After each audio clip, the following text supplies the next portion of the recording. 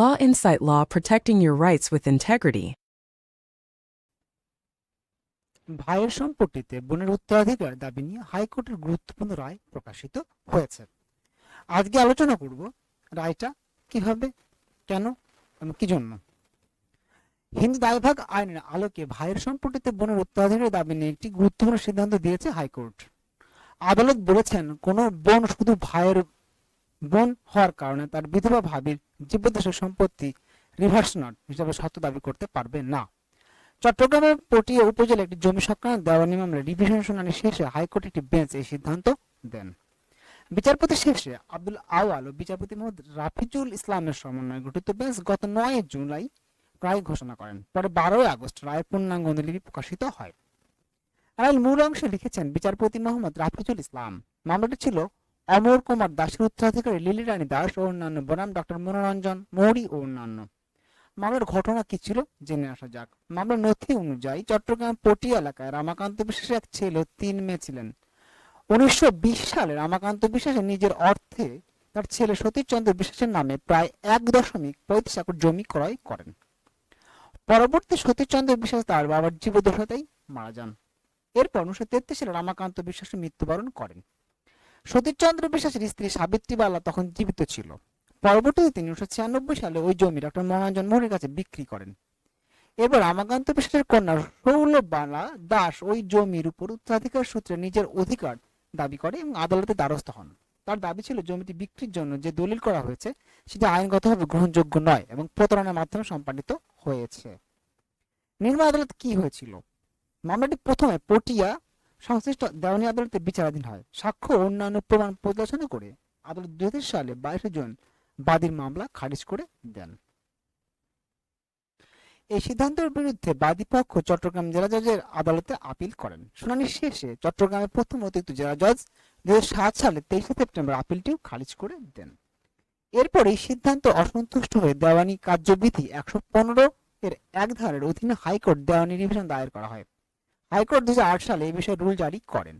দীর্ঘ শুনানি শেষে গত 9 জুলাই হাইকোর্ট সেই রুল খারিজ করে দেন এবং নিম্ন আদালতের রায়ও ডিগ্রি বহাল রাখেন।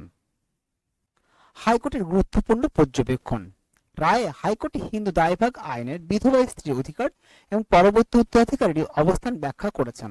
আদালতের বক্তব্যের মূল বিষয় হলো স্বামীর মৃত্যুর পর তার বিধবা স্ত্রী জীবদ্দশায় স্বামীর সম্পত্তিতে আইনগত অধিকার ভোগ করেন, তবে ওই সম্পত্তি ইচ্ছামতো হস্তান্তরের ক্ষেত্রে তার ক্ষমতা সীমাবদ্ধ। বিধবা স্ত্রী এমন সম্পত্তি হস্তান্তর করেন তাহলে সেই হস্তান্তর নিয়ে আপত্তি জানানোর অধিকার প্রত্যেক ব্যক্তির থাকে না। আইন অনুযায়ী যিনি বিধবা মৃত্যুর পর সম্পত্তির প্রকৃত পরবর্তী উত্তরাধিকারী হওয়ার অধিকার রাখেন, মূলত তিনি নির্দিষ্ট পরিস্থিতিতে সেই হস্তান্তর বর্ধিত নিয়ে প্রশ্ন তুলতে পারেন।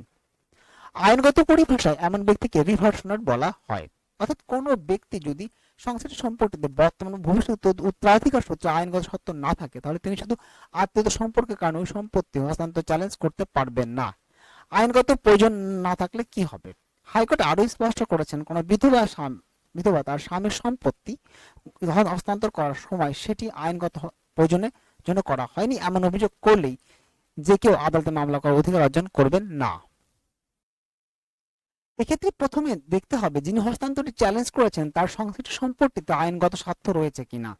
তিনি যদি ভবিষ্যতে উত্তরাধিকারী হিসেবে আইনগতভাবে সম্পত্তিটি পাওয়ার অধিকারী না হন তাহলে শুধু সম্ভাব্য উত্তরাধিকারী দাবি করে তিনি ওই হস্তান্তর বাতিলের আবেদন করতে পারবেন না। রায়ের গুরুত্ব। এই রায়ের মাধ্যমে হাইকোর্ট হিন্দু দায়ভাগ আইনের বিধবা স্ত্রীর সম্পর্কিত অধিকার এবং রিভার্স নট এর আইনগত অবস্থান সম্পর্কে গুরুত্বপূর্ণ ব্যাখ্যা দিয়েছেন। তবে মনে রাখতে হবে এটি হিন্দু দায়ভাগ আইনের নির্দিষ্ট প্রেক্ষাপটে দেওয়ার সিদ্ধান্ত, তাই রায়ের বক্তব্যকে বাংলাদেশের সব ধরনের উত্তরাধিকার বা সব ধরনের ব্যক্তিগত আইনের ক্ষেত্রে একইভাবে প্রযোজ্য বা সাধারণ নিয়ম হিসাবে দেখা যাবে না। মামলার প্রেক্ষাপটে হাইকোর্ট নিম্ন আদালতের সিদ্ধান্ত হস্তক্ষেপের প্রয়োজন দেখেননি, ফলে 2008 সালে জারি করা রুল খারিজ এবং মধ্যস্থ আদালতের রায় ও ডিগ্রি বহাল রাখা হয়েছে। এই ছিল রায় সম্পর্কে দায়ভাগের। তো এটি শুধু হিন্দু দায়ভাগ আইনের নির্দিষ্ট প্রেক্ষাপটে দেওয়ার সিদ্ধান্ত। এটি সব উত্তরাধিকার অর্থাৎ মুসলিম উত্তরাধিকারী, খ্রিস্টান উত্তরাধিকারীদের ক্ষেত্রে প্রযোজ্য, বৌদ্ধ উত্তরাধিকারীর ক্ষেত্রে প্রযোজ্য নাও হতে পারে বা হবে না, কারোর ক্ষেত্রে হবে না, শুধু হিন্দু দায়ভাগ আইন অনুযায়ী হবে, অন্যান্য ধর্মাবলীদের ক্ষেত্রে এটা প্রযোজ্য নয়। তো এই ছিল হিন্দু দায়ভাগ অনুযায়ী যে প্রেক্ষাপট রায় হয়েছে সেটা নিয়ে। আর এই রায়ের সম্পূর্ণ আরো কিছু যদি আপডেট থেকে থাকে সে বিষয়ে আলোচনা করা হবে আমার এই ল ইনসাইট লয়ে। আপনারা সবাই ভালো থাকবেন, ধন্যবাদ সবাইকে।